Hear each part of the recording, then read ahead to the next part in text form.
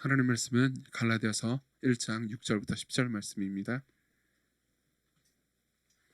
갈라디아서 1장 6절부터 10절 말씀 보도록 하겠습니다.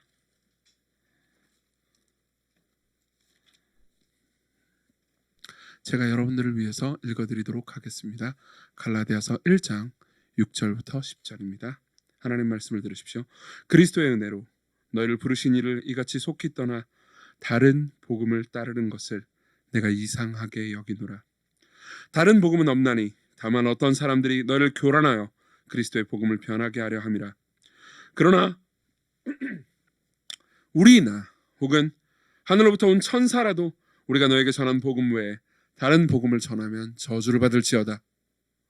우리가 전에 말하였거니와 내가 지금 다시 말하노니 만일 누구든지 너희가 받은 것 외에 다른 복음을 전하면 저주를 받을지어다. 이제 내가 사람들에게 좋게 하랴 하나님께 좋게 하랴 사람들에게 기쁨을 구하랴.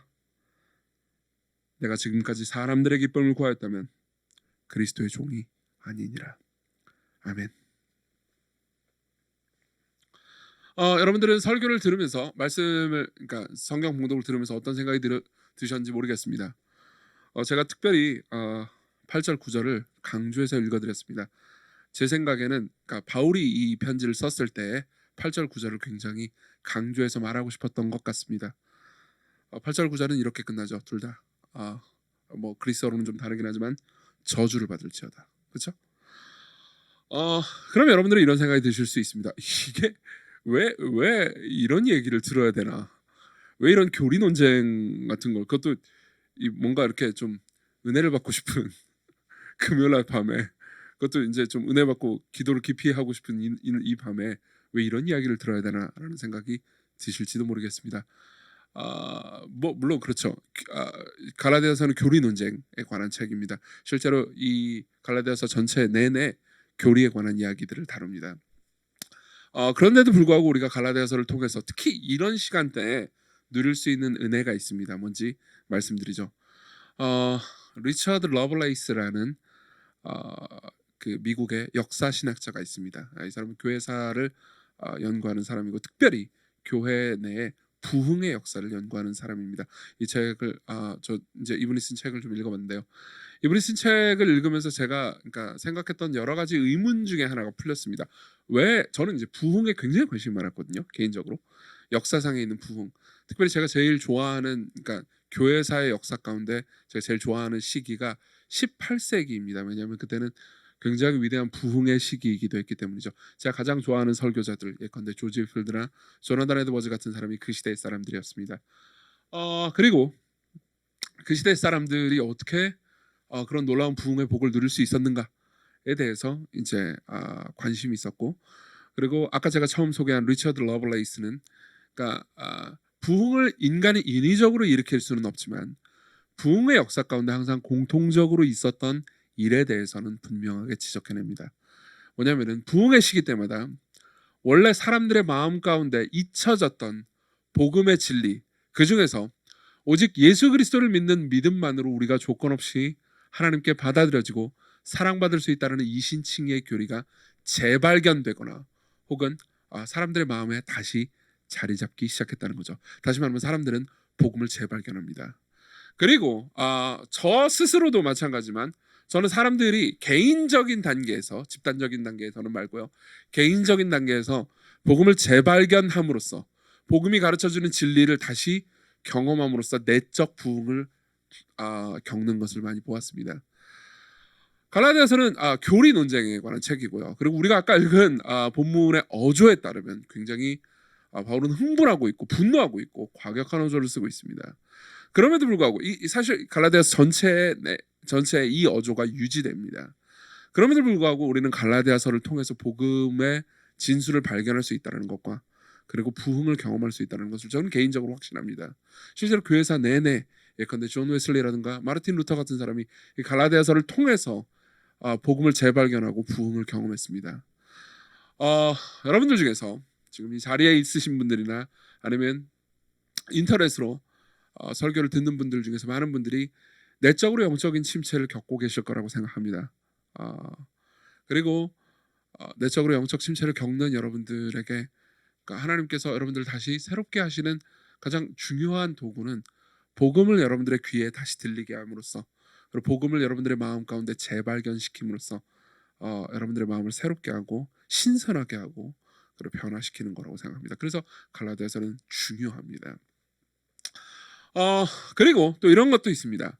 이런 측면도 한 측면이 이거고요. 여러분들이 이제 올바른 방식으로 복음을 이해하고 교리를 성경의 가르침을 올바르게 이해하는 것이 실제로 여러분들의 삶에 큰 영향을 끼치게 되기 때문입니다. 오늘 마지막 부분에 그 증거를 하나 보여주긴 할 겁니다. 그러니까 이런 겁니다. 여러분들 중에서 이런 생각을 하는 분들이 계신지 모르겠습니다. 교리라는 것은 주로 사람들을 분열시키지 않느냐, 이런 거죠.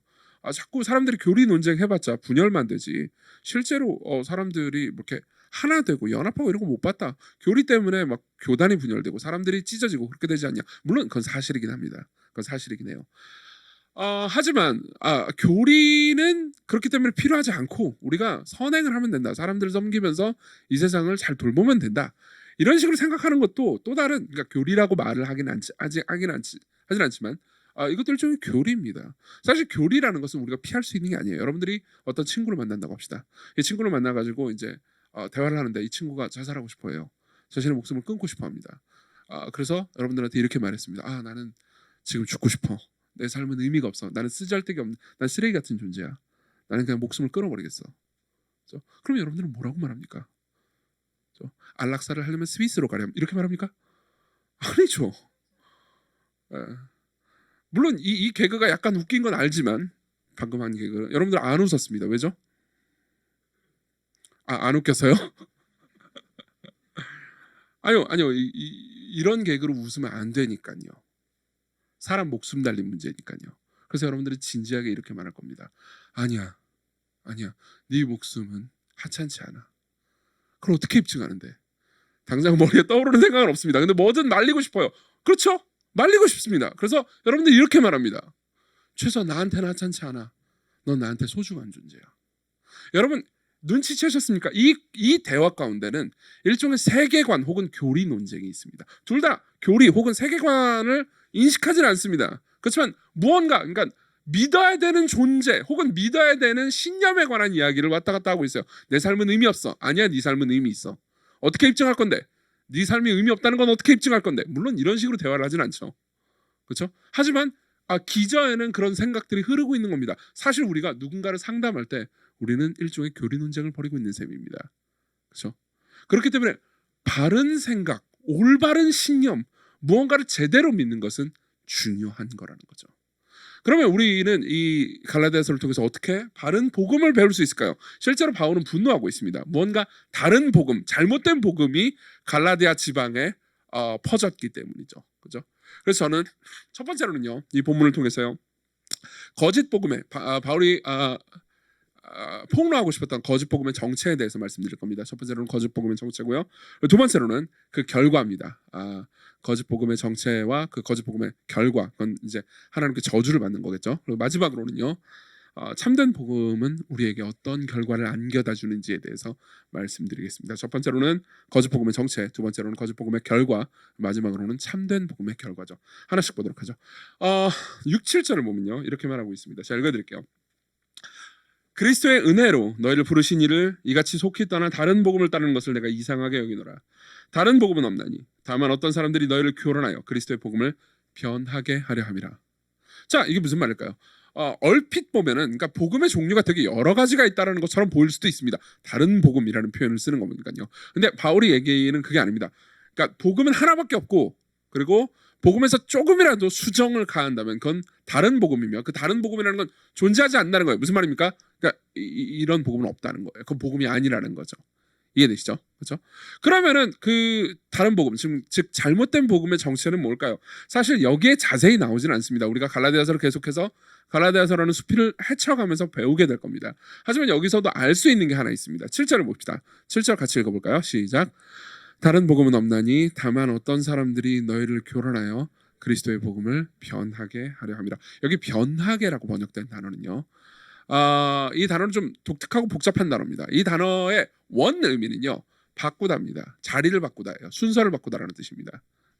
이 단어에서 여러분들이 영어 성경을 가지고 계신 분들 중에서는 이 단어를 pervert라고 번역한 그 성경을 가지고 계신 분들이 계실 겁니다. 좋은 번역입니다. 그러니까 이게 약간 변태 이런 뜻이기도 하죠.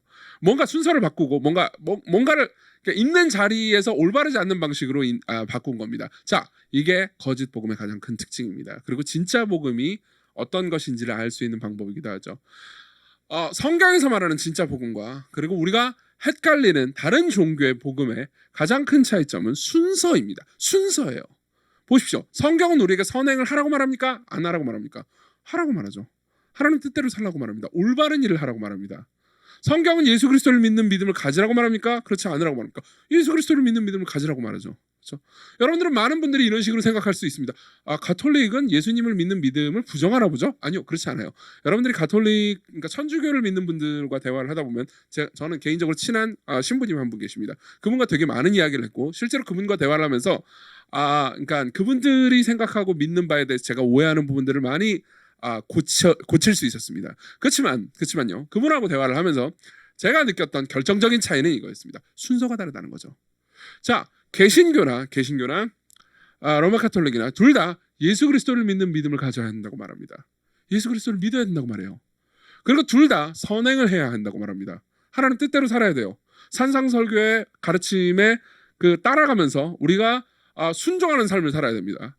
둘 다 부인할 수 없어요. 맞죠? 그렇지만 사도 바울이 말하는 진짜 복음은 순서가 이렇게 됩니다. 당신이 하나님께 은혜를 받았기 때문에 선한 삶을 살 수 있다고요. 그렇지만 다른 복음은 이 순서를 바꿉니다. 당신이 선한 삶을 살았기 때문에 하나님께 은혜를 받을 수 있다고 말합니다. 무슨 말인지 이해되십니까? 이 순서가 달라지는 게 완전히 모든 것을 다르게 만들어버리는 거죠. 당신이 하나님께 조건 없이 사랑받았기 때문에 이제는 당신을 예수 그리스도를 믿을 수 있게 되었습니다. 이건 복음이에요. 근데 보십시오. 이 말이 어떻게 들리는지 보십시오. 당신이 믿었기 때문에 당신은 예수 그리스도께 사랑받을 수 있게 되었습니다. 얼핏 보면 이 말도 진실인 것처럼 보입니다. 맞죠? 그렇지만 이 말은 진실이 아니에요. 우리가 앞으로 갈라디아서를 계속해서 보면서 살펴볼 겁니다. 왜냐하면요. 보십시오. 사람들은요. 예수님을 믿는 믿음으로 구원받습니다. 모든 사람들은요. 자기의 공로가 아니고 오직 예수 그리스도를 믿는 믿음만으로 구원받습니다. 근데 믿음으로 구원받는다. 우리는 오직 믿음으로 구원받는다라는 말을 그러니까 전체적인 맥락과 의미를 잘 모르는 상태에서 계속해서 듣잖아요. 그러면요. 많은 사람들은요. 예수 그리스도를 믿는 믿음으로 구원받는다고 생각하기보다는 믿음을 믿음으로 구원받는다고 오해하게 됩니다. 무슨 말인지 이해되시나요? 설명해 드리죠. 당신은 구원받았습니까? 예, 전 당연히 구원받았죠. 어떻게 합니까? 당신은 왜 구원받았습니까? 저는 믿거든요. 전 믿음이 있거든요. 제가 오랫동안 믿음을 가졌거든요. 어렸을 때부터 지금까지 제가 30년, 40년 혹은 20년 계속해서 예수님을 믿었거든요. 제가 계속해서 믿는 사람인데 교회도 계속 다니고 그렇죠? 믿음으로 말미암아서 이런저런 것들도 했는데 내가 어떻게 구원을 못 받을 수 있습니까? 여러분 보십시오. 이러한 말 뒤에 숨겨진 전제가 보이십니까? 우리는요 예수님을 믿는 믿음이 아니고 내 믿음을 믿는 믿음으로 구원받는다고 오해할 수 있습니다. 이 상황에서 믿음은요 성경이 말하는 믿음이 아닙니다. 내 공로죠. 단어는 똑같아요. 단어는 그냥 믿음이라는 단어를 쓰긴 하지만 실제로는 내가 이 믿음 나는 믿으니까 구원받는 거죠. 당연하죠. 라고 말할 때는 나는 예수님을 믿는다기보단 믿음을 믿는 겁니다. 사실 이 부분에 있어서는 제가 한 번이 아니죠. 여러 번 설명해 드린 적이 있습니다. 이거를 여러분들이 이해하기 좋은 가장 좋은 방법은 이겁니다. 여러분들이 삶을 살면서 여러분들은 구원에 대한 확신 혹은 구원이 내가 과연 받았는가 안 받았는가에 대해서 흔들릴 때가 있습니다. 그렇죠? 그럴 때는 어떻습니까? 보통 이제 우리는 내가 참된 믿음을 가졌으면 하나님 뜻대로 살게 될 거고 선행의 열매를 맺게 될 텐데라는 생각을 하죠. 이건 맞는 말입니다. 이건 맞는 말이고 갈라디아서에서도 계속해서 그 말을 해줍니다. 그렇지만 종종 우리는 우리 믿음의 강도나 정도 때문에 구원받는다고 오해하기 쉽습니다. 내가 정말 잘 믿는다면, 내가 신실하게 믿는다면, 내가 믿음에서 떨어지지 않는다면 나는 그 믿음으로 말미암아서 구원받을 거라고 생각하는 거죠. 아니요, 그렇지 않아요. 우리는 우리 믿음의 강도에 의해서 구원받는 것이 아니고 우리가 믿는 대상의 강도에 의해서 구원받습니다. 우리 믿음의 튼튼함으로 말미암아서 구원받는 게 아니고요. 우리가 믿는 대상의 튼튼함으로 말미암아서 구원을 받습니다. 무슨 말인지 설명해 드리겠습니다. 예전에도 들었던 비유인데 여러분들에게 이 비유가 도움이 될 겁니다. 출애굽을 한번 생각해 보죠. 출애굽 기억하시죠? 그죠? 사람들이 이제 수많은 가나안 땅으로 가려는 애굽에서 이집트에서 탈출한 하나님의 백성들이 애굽 땅으로 갑니다. 가나안 땅으로 갑니다. 가나안 땅으로 가는데 이제 거기에는 홍해가 있죠. 홍해가 하나님께서 하나님의 은혜의 능력으로 말미암아서 홍해를 딱 갈라버리셨습니다. 바다가 있고요. 그리고 바다가 좌우에 이렇게 쫙 갈라지고 벽처럼 되죠. 그리고 저 뒤에는요, 애굽의 병사들이 쫓아오고 있습니다. 그렇죠? 그리고 이스라엘 백성들은 그 홍해를 건너죠. 홍해를 건널 때 어떤 생각을 했을까요? 이스라엘 백성들은. 물론 어떤 사람은 이렇게 말했을 겁니다. 진짜 하나님은 위대하신 분이다. 이런 거대한 기적을 행하시다니. 할렐루야. 그죠? 정말 하나님께서는 아름답고 영광스럽고 위대하고 저 모든 애굽의 신들보다 위대한 분이다. 그러면서 노래를 부르면서 그 홍해를 통과하는 사람들이 있었을 겁니다. 맞죠? 그렇지만 어떤 사람들은, 저 같은 사람들은요, 저는 기본적으로 의심이 많거든요.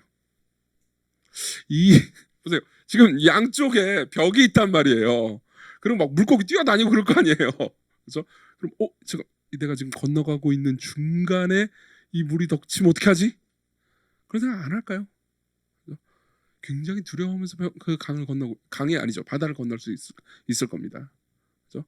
그러면요, 할렐루야라고 노래를 부르는 사람은 구원받고, 뒤에서 의심하면서 두려워하면서 떨면서 건너가는 사람은 구원을 못 받습니까? 아니요, 그렇지 않습니다. 왜요? 우리는요, 우리 믿음의 정도로 말미암아서, 우리 믿음의 강도로 말미암아서 구원받는 게 아니고요, 우리가 믿는 대상, 우리를 구원하시는 대상이 얼마나 튼튼한가에 따라서 구원받는 거죠. 그렇죠? 우리가 예수 그리스도를 믿는 대신 우리 믿음의 정도를 믿기 시작하잖아요. 그러면요, 우리는 계속해서 확신이 흔들릴 수밖에 없습니다. 내 믿음이 내가 얼마나 잘 믿느냐에 따라서 내 구원이 결정된다고 생각해 보십시오. 그럼 나는 여러분들이 삶에서 죄를 지을 때나 뭐 하나님 뜻대로 안 살면서 불순종한다고 느낄 때는 계속해서 여러분들은 하나님께 사랑받는 확신이 사라져 버릴 겁니다. 그렇죠? 여러분들은 안정적이지 않습니다. 이게 바로 순서를 바꾼 겁니다. 이해되시나요? 거짓 복음의 정체는 여기 있습니다. 순서를 바꾸는 거죠. 그렇죠? 순서를 바꿈으로써 구원의 근원을요, 하나님께 두는 것이 아니고 자기 자신에게, 인간에게 두는 것, 이게 거짓 복음의 정체였죠. 그래서 사도 바울은 분노했던 겁니다. 이게 하나님의 영광을 가리는 거라고 생각했던 거죠. 그렇죠? 그러면 그 거짓 복음의 결과는 뭡니까? 저주입니다. 8, 9절. 그러나 우리나 혹은 하늘로부터 온 천사라도 우리가 너에게 전한 복음 외에 다른 복음을 전하면 저주를 받을 것이다. 그렇죠? 보십시오. 여기에 바울은요, 우리도 포함합니다. 그러니까 바울 자신도 포함해요. 무슨 말이냐면 내가 전했던, 내가 갈라디아 사람들 너희들에게 전했던 오직 예수 그리스도를 믿는 믿음만으로 구원받는다라는 이 메시지 말고 다른 메시지를 내가 나중에 제가 좀 신학적으로 발전했습니다. 제가 신학적으로 좀 공부를 하다 보니까는 더 잘 알게 됐어요. 제가 옛날에 말했던 것은 거짓말이었습니다 라고 말한다면은 그때 나를 믿지 말아라 라고 말하는 거죠. 그렇죠? 심지어 하늘로부터 온 천사들이라도 와가지고 너희들이 지금 바울에 의해서 좀 잘못 믿는 것 같은데 내가 좀 수정해 줄게 라고 말한다면 그 천사도 거절하라는 거죠. 물론 천사가 그럴 리가 없습니다. 아마도 거짓 교사들, 그러니까 이 갈라디아 사람들을 교란시켰던 이 거짓 교사들 중에 어떤 사람들이 내가 천사로부터 예언을 받았다라고 거짓말로 말했을지도 모를 일입니다. 근데 어쨌든 간에 사도 바울은 이렇게 얘기합니다. 누가 말해도 내가 전에 너희들에게 전했던 내용이 아니라면 너희들은 저주를 받을 것이다. 저주를 받을지어다라고 실제로 저주를 선언합니다. 게다가 9절, 우리가 전에 말했거든요. 내가 지금 다시 말하노니 만일 누구든지, 천사들, 우리들 누구든지요, 너희가 받은 것 외에, 이미 너희들이 가진 것 외에 다른 복음을 전하면 저주를 받을지어다. 이렇게 말합니다. 자, 물론 이 말은요, 이런 겁니다. 우리가 성경이 말하는 진짜 복음이 아닌 다른 복음을 가지고 있잖아요. 그렇죠? 그러면은 당연히 우리는 하나님께 구원받을 수 없고 하나님의 저주와 진노 아래 있을 수밖에 없다라는 이야기이기도 합니다. 한편으로는 그래요. 그렇지만 실제로 받을지어다라고 말할 때 단순히 미래에만 받을 것이다라고 말하는 건 아닙니다. 이미 저주 아래 있다라는 의미이기도 합니다. 그렇죠? 그건 뭘 의미할까요? 여러분들이요, 저와 여러분들이요, 복음을 있는 그대로 받아들이지 않고 순서를 바꾸는 방식으로 받아들이잖아요. 그렇죠? 그러면은 우리는 암묵적으로 불안해하게 됩니다. 마음속 깊은 곳에서 분노하게 됩니다. 마음속 깊은 곳에서 올바른 방식으로 삶을 살아가지 못하게 됩니다. 아까 제가 말했던 리처드 러블레이스의 글을 제가 읽어드리겠습니다. 들어보십시오. 교인들 중에서 성화가 부족하다고 해석되는 상당수들이 실제로는 칭의에 대해 바른 관점을 갖지 못한 외적 결과들이다. 무슨 말입니까? 간단하게 정의하자면 복음을요 올바른 방식으로 이해하지 못하기 때문에, 올바른 순서로 이해하지 못하기 때문에 오히려 거룩해지지 못한다는 거죠. 많은 사람들이 이렇게 생각합니다. 아니 그러니까 오직 조건 없이 하나님께 은혜 받을 수 있다고 그러면 오히려 하나님 뜻대로 안 살게 될까요? 아니라는 거죠. 계속 읽어드릴게요. 그리스도인이지만 하나님이 자기를 예수님 안에서 사랑하시며 용납하신다는 것을 더 이상 확신하지 못하는 사람들은 그들이 현재 어떤 영적인 성취를 이뤘느냐와 무관하게 무의식적으로 불안하다. 그들의 불안은 교만으로 나타나며 자신의 옳음에 대한 격렬한 방어적 주장 및 타인에 대한 방어적 비판으로 표출된다. 이미 저주 아래 있지 않습니까? 두려워하고 있지 않습니까? 분노하고 있지 않습니까? 사실상 지옥이 만들어내는 환경을 본인이 만들어내고 있는 겁니다. 계속 읽어드리죠. 이들은 자연히 자신과 다른 문화 스타일이나 집단을 싫어한다. 왜요? 이 사람은요 내 의에 의존하고 있거든요. 예수 그리스도를 의존하는 게 아니고 나를 의존하고 있습니다. 내가 더 많이 믿기 때문에, 내가 더 열심히 믿었기 때문에, 지금까지의 신앙생활 가운데 내가 무언가를 했기 때문에, 내가 어떤 문화 집단에 속했기 때문에 내가 더 낫다고 마음속 깊은 곳에서 생각하는 거죠. 그렇죠? 계속 이들은 자연히 자신과 다른 문화 스타일과 집단을 싫어한다. 이를 통해 자기들만의 안전감을 강조하고 억눌린 분노를 표출하는 것이다. 보십시오. 이미 저주 아래 있습니다. 여러분들은 그렇지 않습니까? 여러분들이 예수 그리스도께서 여러분들을 조건 없이 사랑하시고 구원하신다라는 것을 듣는다 하더라도 마음속 깊은 곳에서 여러분들의 그러니까 마음을 움직이는 오퍼레이팅 시스템이 오직 예수 그리스도 안에서 조건 없이 사랑받고 여러분들이 받아들여진다는 것을 확고하게 믿지 않잖아요. 여러분들이 그것을 재발견하지 못하잖아요. 그럼 마음속 깊은 곳에서 여러분들은 불안이 표출됩니다. 그리고 분노가 표출됩니다. 그리고 내가 지금까지 내 의로, 내 손으로, 내 능력으로 해낸 것들에 대해서 인정받지 못할 때 우리는 무의식적으로 불안해지고 분노하게 되죠. 자, 여러분들 중에서 이게 확실히 와닿지 않는 분들이 있을 수 있을 겁니다. 저주 아래 있다라는 말이 도대체 이게 진짜 내가 지금도 저주 아래 있다라는 말이 다 받아들이지 않습니다 라는 생각을 하시는 분들이 계실 것 같습니다. 그래서 저는 마지막으로 참된 복음의 결과가 어떤 형태로 나타나는지를 얘기해 드리면서 비교해 보려고 합니다. 참된 복음의 결과는 우리 10절에서 볼 수 있습니다. 10절을 제가 읽어드리죠.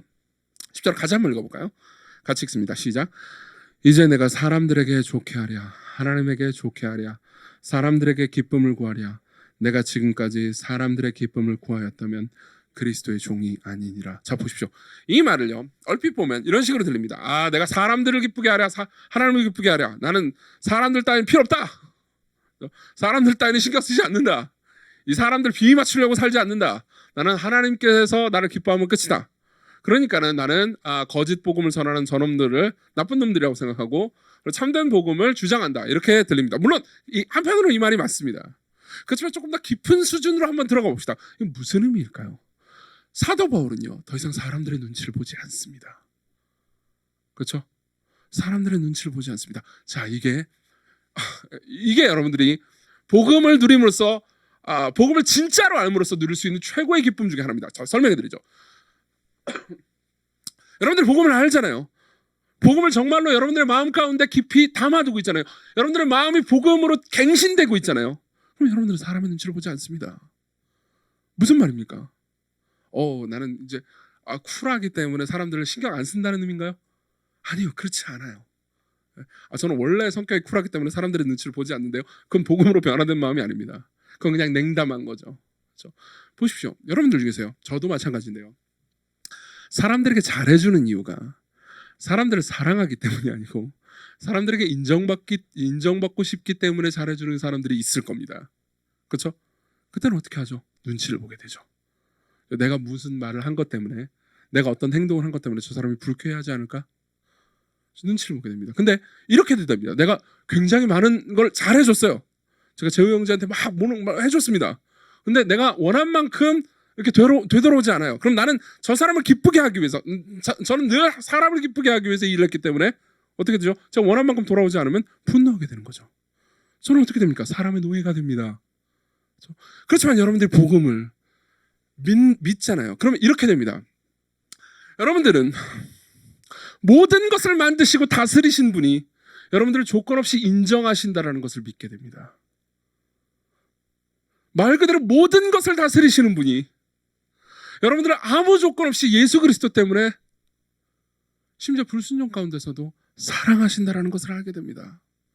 그리고 그것은 여러분들의 마음을 갱신시킵니다. 새롭게 변화시킵니다. 여러분들은 사람들을 섬기되 사람들로부터 무언가를 받기 위해서 섬기지 않습니다. 사람들의 눈치를 보기 위해서 섬기지 않습니다. 그냥 사랑하기 때문에 섬기는 거죠. 내가 무언가를 사랑해 줍니다. 근데 그 사람이 나에게 아무것도 주지 않아요? 그래도 이렇게 생각합니다.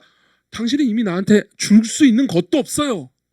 당신이 나한테 인정을 줄 수도 있고 뭐 여러 가지 것들을 줄 수 있지만 그 모든 것들은 하나님께서 이미 내게 주신 것들에 비하면 아무것도 아니에요. 당신은 나한테 아무것도 줄 필요가 없고 아무것도 주지 않아도 나는 불안하거나 두렵거나 분노하지 않습니다. 왜냐하면 전능자께서 나에게 모든 걸 주시기 때문입니다.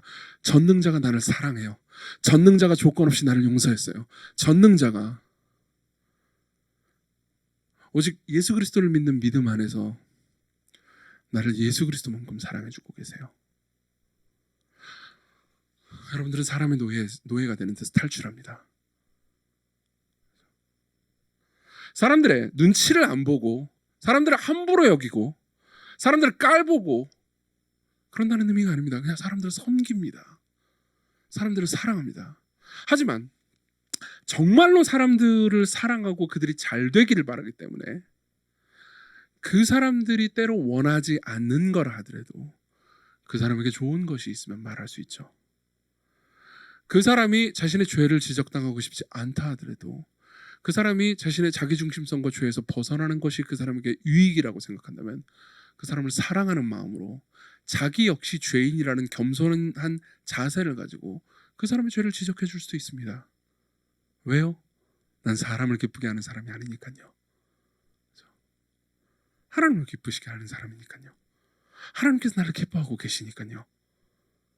나는 더 이상 사람의 노예가 되지 않습니다.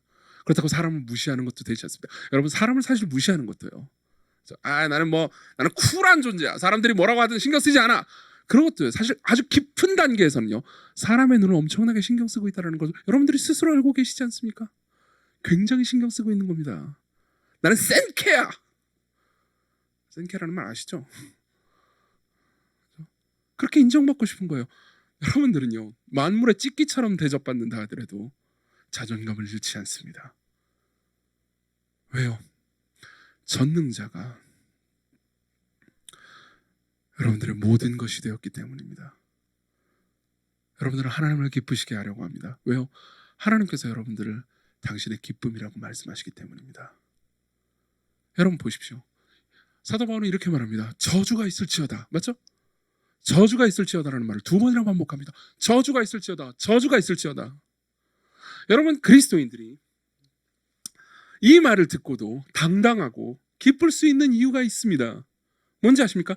감사하게도 하나님께 감사하게도 갈라디아서는 1장에서 끝나지 않습니다. 갈라디아서를 계속 읽잖아요. 그럼 이런 말이 있죠. 3장 13절입니다. 들어보십시오. 너무나 아름다운 말씀입니다. 들어보세요.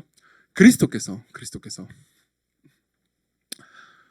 우리를 위하여 저주를 받은 바 되사 율법의 저주에서 우리를 속량하셨으니 기록된 바 나무에 달린 자마다 저주 아래 있는 자라 하였습니다. 자 보십시오. 사도 바울이요 저주를 받을지어다라는 말을 1장에서 했잖아요. 근데 3장에서는 저주를 받으신 분에 관한 이야기를 합니다. 잠깐만요. 그분은 복음을 변개하지 않았습니다. 복음을 일그러뜨리지도 않았습니다. 아니 그분 자신이 복음이십니다. 근데 왜 그분이 저주를 받아야 했습니까? 그분은 죄를 저지르신 적도 없는데 왜 저주를 받아야 했습니까? 우리가 마땅히 받아야 되는 저주를 그분이 대신 받으셨습니다. 그건 뭘 의미합니까? 여러분 보십시오. 우리에게는 딱 두 가지 선택밖에 없습니다. 우리가 저주를 받든지 우리를 대신해서 저주를 받으신 분을 받아들이든지 딱 두 가지 선택밖에 없습니다. 그분이 여러분들에게 하나님 자신을 주기 위해서 영원히 흔들리지 않는 안정감을 주기 위해서 사람들을 눈치 보지 않고 사람들을 사랑함으로써 섬기고 사람들의 노예가 되지 않도록 만들기 위해서, 즉 사도 바울이 지금 누리고 있는 정체성과 자유를 누리게 만들기 위해서 그분이 우리가 마땅히 받아야 되는 저주를 짊어지셨습니다. 그분이 저주 아래 계셨습니다. 그분은 복음을 변개한 적이 없는데도 불구하고 저주 아래 계셨습니다. 우리에게 영원한 만족과 안정감을 주기 위해서요. 이것은 여러분들에게 무엇을 말해줍니까? 이것은 여러분들의 오늘의 삶에 대해서 뭐라고 말해줍니까? 여러분들의 인간관계에 대해서 뭐라고 말해줍니까? 여러분들의 자아에 대해서 뭐라고 말해줍니까? 여러분들 중에 어떤 사람들은 사람들의 노예가 되어서 그저 사람들의 승인을 받지 못하면 두려워하거나 떨지 않았습니까? 여러분들의 중에 어떤 사람들은 사람들을 의도적으로 무시하거나 미워하거나 선을 그으면서 내가 저 사람보다 위에 있다는 것을 입증함으로써 내가 더 나은 존재라고 스스로 칭의를 만들어내지 않았습니까? 여러분, 그게 속이 후련하셨습니까? 아니요. 고독하고 외롭지 않았습니까? 불쌍하고 가련한 것 아니었습니까? 그리스도께로 오십시오. 그분이 여러분들 안에서 흔들리지 않는 안정감 가운데서 사람들을 섬기고 사랑하되 그들의 눈치를 보지 않게 만드시고 전능자가 여러분들을 기뻐하신다는 것 안에서 완전한 만족과 안정감을 누리게 하십니다. 같이 기도합시다.